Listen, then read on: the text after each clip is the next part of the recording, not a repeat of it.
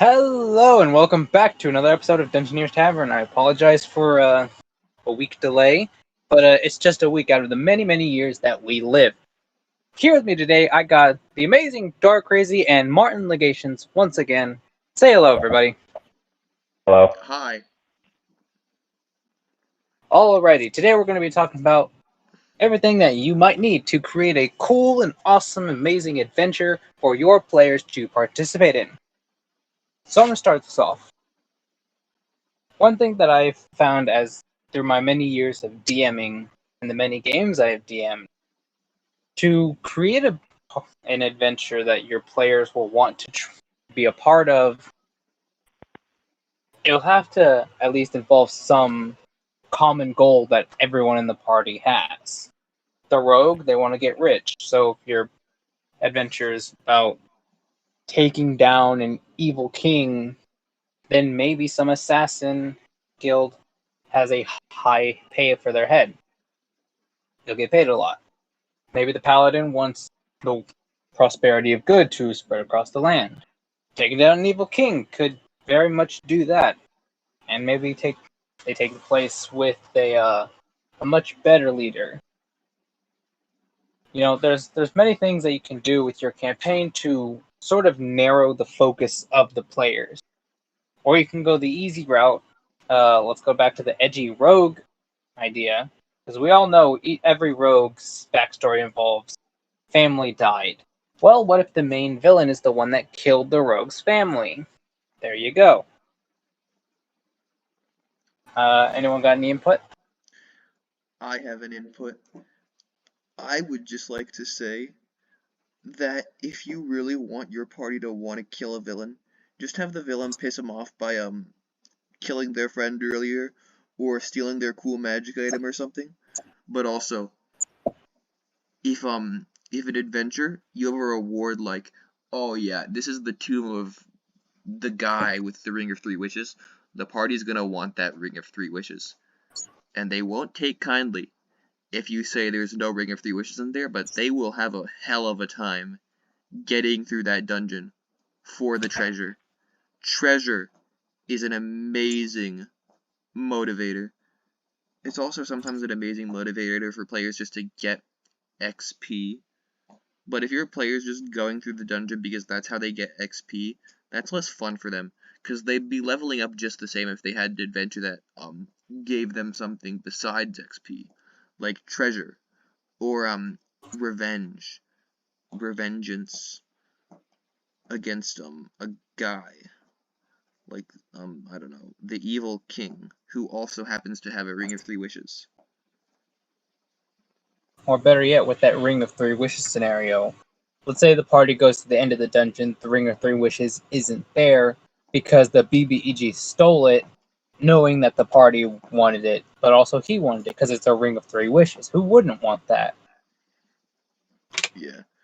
Another thing you should know is that giving out magic items can be a good motivator, but I've learned that if you give out too many magic items, eventually magic items just start losing their meaning.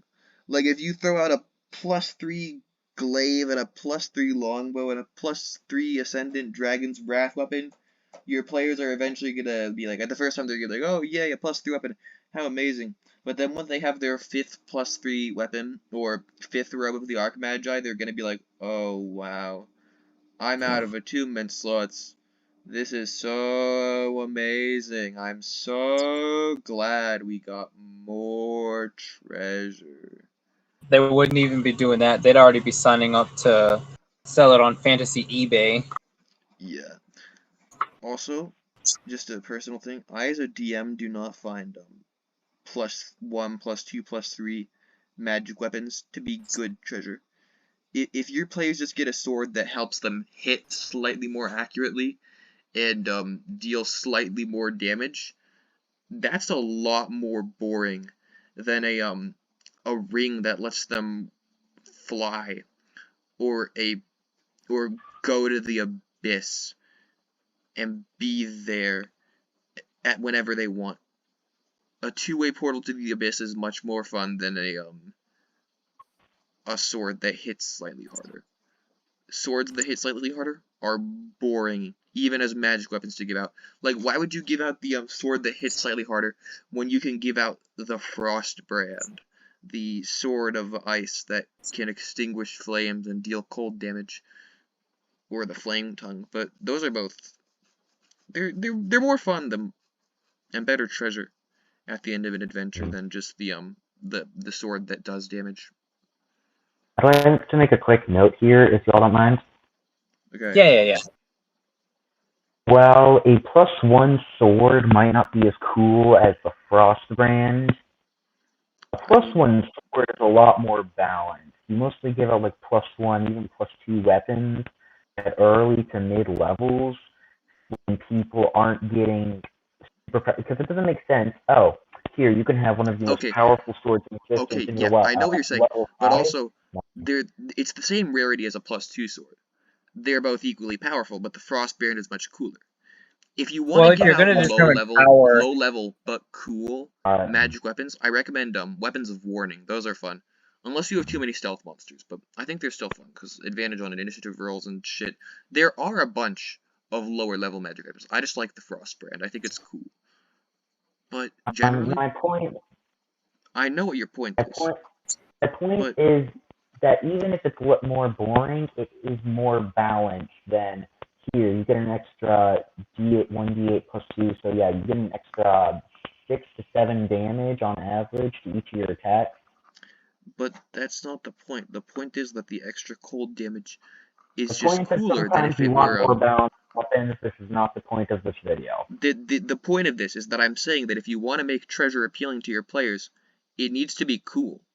And +1, +2, +3 weapons are so basic compared to like Weapons of Warning, Flame Tongues, and Vorpal Swords. But Vorpal Swords are also a bit basic. I kind of don't like those because it's just a crit property that can insta-kill shit, and it's kind of fun when they do, but at the same time, it's kind of meh. The Holy Avenger is much more fun than the the Vorpal Sword in my opinion. But this is the treasure part of how to make treasure enticing. Cause like the sword of the guy that hits slightly harder, you need to go into that ruin to retrieve the sword of the guy. But why do we want it?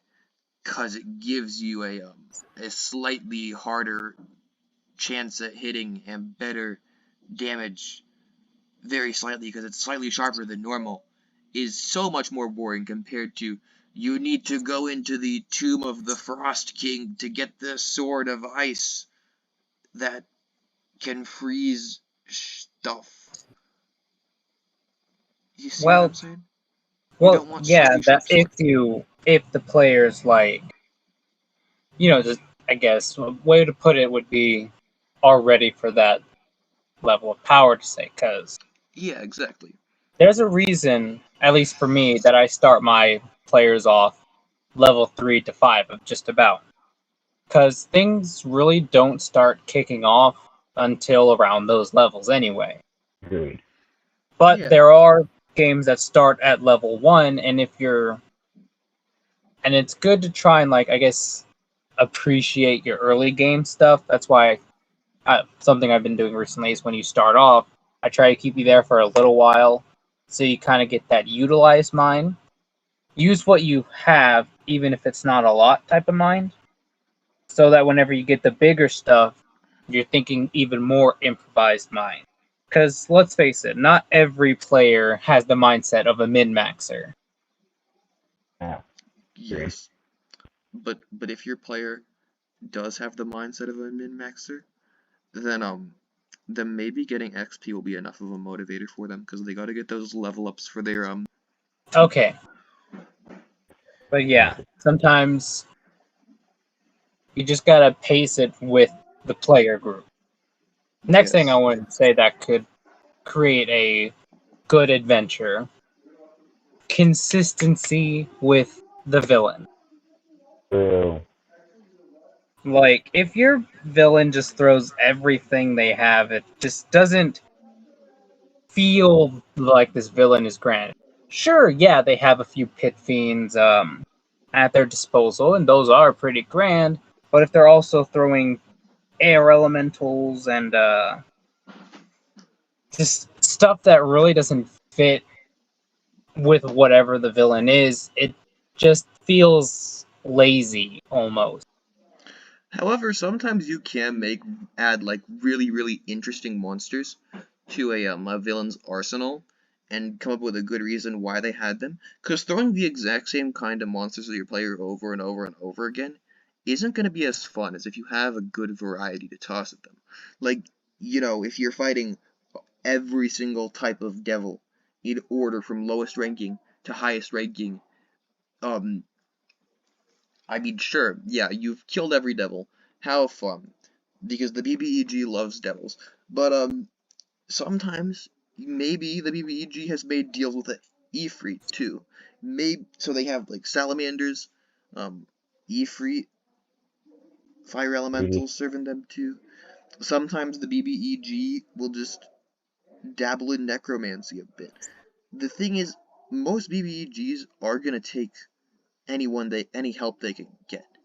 And if you think about good ways they could get that help, you could make interesting combinations of Well, enemies. I think if we go with the devil example, um, now I think Descent into Avernus did it pretty well because it wasn't just devils that you were fighting, but also cultists and demons not involved with the main enemy. It was just more like you came across them, as well as some other things that were introduced in the book. Yeah. Um, you had this big arsenal of many big bads you could fight that sure weren't part of the main quote unquote main enemy's arsenal, if there really is anything for Yeah. Descent into Avernus, not sponsored by the way. But it was just add a bit more to battles or player NPC interactions. And okay, I'm going to make a quick note. Even if you have designed a BBG who only likes to, I'm going to keep using this example then, who only uses devils that they summon, you can have an easy thing you can do is you can have an associate of the BBG who uses a different creature type. Spoilers if you haven't read Dragonlance Shadow of the Dragon Queen, but the kind of main force is the Red Dragon Army, which primarily employs humanoids and dragons. However, the associate that's working with them, Lord Soft, employs undead. So that's an easy way to mix it in is just having like associates of the BBG who use different creature types from the BBG one. Hell, and if Yeah, you that's work true. with anything in the lower planes, night hags would be very easy to throw in there because they're just Oh, basically but Roman. I want to say something real quick. One of the most fun villains, in my opinion, because of this, is Blue because he's the Prince of Deception. He's good at manipulating people and showing them stuff. So you can have him trick like anyone into helping him and say that like anything he could have like anything you want at his disposal because he's tricked it with his big brain and his big charisma and I just like him for that reason. If your BBEG is a tricky mastermind type person, then you can put anything in your player's way, basically, and say they've tricked him into it. Unless they're, like, really high wisdom, then probably not plausible. And another thing that I feel like could make a good campaign, a good adventure, unexpectedness. Because yeah, you like the way you narrate things, but leave it so vague. Some could make the players think, oh, it's might be like this, so let's prepare for this. When nope. Um, just to use an example that sometimes appears in the D&D community, the beloved NPC worked for the BBEG, whom they bonded with and have became friends with. And then what they figured out, it was all just so that they could be a spy, But they'll see that coming a mile away. But also, Yep. don't overuse plot twists, because then it'll Yeah, be that's not boring. a plot twist. Yeah. Also, don't overuse big world-shaking events. The DMG says this. Do not have the meteor swarm destroy the dinosaurs more than once per campaign. yes, stopping the meteor swarm might be a fun adventure, but when they stopped the meteor swarm that destroys the entire planet for the third time in a row, they're gonna get bored of it. Which makes you really gotta feel bad for Raw. Those who get it, get it. I don't get it. Alright, quick note about the world-shaking events while we're on this. While it says while using multiple can be, like, it can get boring after a while. If you have something like, I'm going to use a common example that's used in media and such, earthquake. There's a huge, like, the world is going to split in two. Every day, earthquakes are becoming more frequent and greater, and it's just going to help already know, oh crap, we need to get going, we need to be focused on stopping whatever is causing this. And it can help build tension and get the party motivated to stop the threat. So maybe don't overuse them, but also build up instead of we're walking along, oh my gosh, there are meteors falling out of the sky.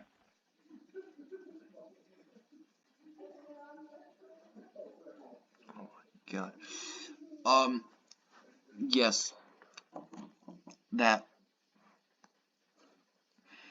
But also, a good way to make a fun adventure is that, what do your players like? Combat, exploration, RP, or what? And you just gotta think about that when you're making your adventures. Because if your players like exploration and combat, throw them in a dungeon and they'll have the time of their life. If they like RP, throw them into the king castle and tell them to convince the king to stop his battle plans to destroy the orc settlement, because the orcs are actually a super peaceful group of hippies or whatever. Or if your players like murder hoboing, then throw them into the king's palace and tell them to kill the king, even if he's not evil, because they'll just have a good time with that. And if your players are murder hoboing way too much and completely ignoring the story that you've set for them, then throw Fizzban and his 7 gold canaries at them. That'll be a fun adventure for them, and a good educational experience. Well, if we're talking about, I'm going to say, this was a point that I was going to bring up, and I was just waiting for when I was going to come in. I highly doubt if you have a group with more than three or more people that you're going to have everyone interested in the exact same thing. It might happen, but it's not very likely at all. So, have you spent the last 3 or 4 sessions putting everyone in a dungeon and they were just trying to get through, and all of the people who enjoy RP the most are going to be bored? Maybe next session just focus a bit more on the RP and things that they enjoy, since the combat heavy people just got to have 4 sessions of basically straight combat. But Yeah. balance. But also, sometimes it's just best to get a group who vibes together well, like Nico said. You know, sometimes if your best friend is really, really big on RP and hates combat, and you are the kind of person who wants to run into the dungeon, slice up some monsters, then maybe you just need to find a group who wants to run into a dungeon and slice up some monsters with you, and a DM who wants to make dungeons with monsters to slice up. Yeah. One thing I find with most D&D games is like the dynamic, because sometimes the players' heads clashing can be progressing, but when it is not, confront it. We'll talk about players etiquette next video. That's what we have planned. But just throwing that in there. Also, I'm sorry, but I gotta brag on my Sunday group because I just feel blessed by RNGesus and the entire council. Because I have a group with my Sunday group that just fit each other's dynamics so amazingly well, and they fit the way I run games so amazingly well. I feel blessed by the council. And then there's Considering Wednesday 2 of them, considering 2 of them are dating. Well, And that then is true. And then there's Wednesday group. I mean, Wednesday group is good also. It's just I don't run too much relationship-y anything. But that's That's why what I you. got my assistant. Yeah, that is why we are going to seduce Zugget more. Anyway. And But most like of Sunday group, I gotta brag on my peeps. um, like they all just like turn the narrative wheel that I love for players to turn. Like they play to progress their character story instead of get more powerful. That's something I personally love. And if you find players that are, you know, get your DM, like I guess wheel spinning really fast, they're a keeper, but you don't want to wear yourself out. yeah, I'm gonna be yes, that's honest, true. yeah. You definitely have a good group for your narrative and for what you enjoy doing and they enjoy doing, but you're almost never gonna have this kind of group. So just be prepared to find a balance. Yeah. Yes, also when you're making a campaign, you should tell your players, be clear what you plan to do with the story. If your players come up with their barbarian who bonks and bonks and bonks and you're at fucking Hogwarts, the barbarian is not gonna have a fun time at Hogwarts when you have them roll Arcana checks every other session to try and succeed in wizard Every other school, and they I have no almost every other feel like you're chance. talking from experience. No, probably is. I made a moon druid for Hogwarts. Ah, okay. But yeah, that's the important thing about having good adventures and campaigns as a whole. It is very important to have this factor here. Now, are you listening, DMs of the world and the galaxies alike? Session 0. Yeah.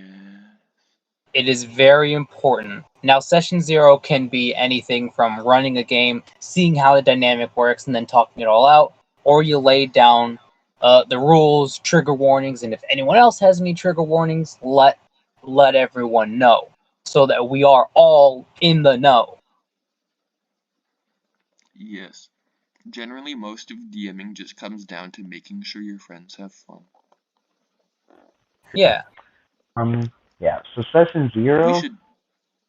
session zero, if you're gonna do it, is often best for establishing character ties between players. So if you don't plan on, so unless sometimes if you don't have plans for that to happen and you just want to pile a ton of complete strangers into your setting, like I did for my Domains of Dread campaign, sometimes you don't always use session zero. Like yeah, like I didn't like having characters establish ties beforehand can be cool, but sometimes that's not what you want to do, and you just want to pile a bunch of complete strangers into a situation together. all We right. are Martin, what do we have in the so. video? We are so off topic. I would like to conclude this by saying that a good adventure is forcing your players to be at good time, and if player no good time, no good adventure, and if player no want to adventure, then adventure not good. You need a hook. The hook, your players need to want to do it. Your players need to want treasure. They want to kill the king. They need to want it. The good adventure, middle part. They need to enjoy it. They enjoy role playing, you give them good role play. They enjoy combat where they slice everything to bits, you give them easy combat. They enjoy being challenged, you throw 3 Baylors at them at level 1 because they'll beat it.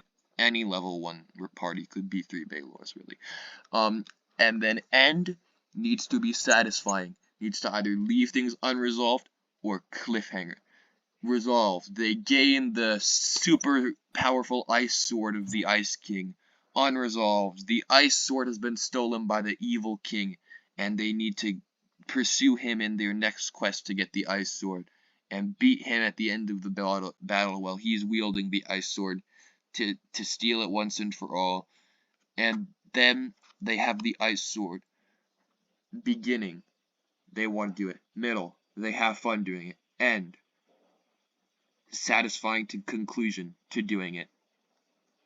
There we go. That's your TLDW for you. Because this is a long-ass video. You want to do an outro now? Hope y'all had a great time watching the video. Remember to hit like, subscribe, click that little bell, and join the Discord if you really like hearing our beautiful, amazing voices. We really need more activity in the server. I like interacting with y'all when I can. I'll see y'all next time. I've been Neko Warlock, and this has been Dungeoneer's Tavern. I'm gonna go play some more Metal Gear Rising.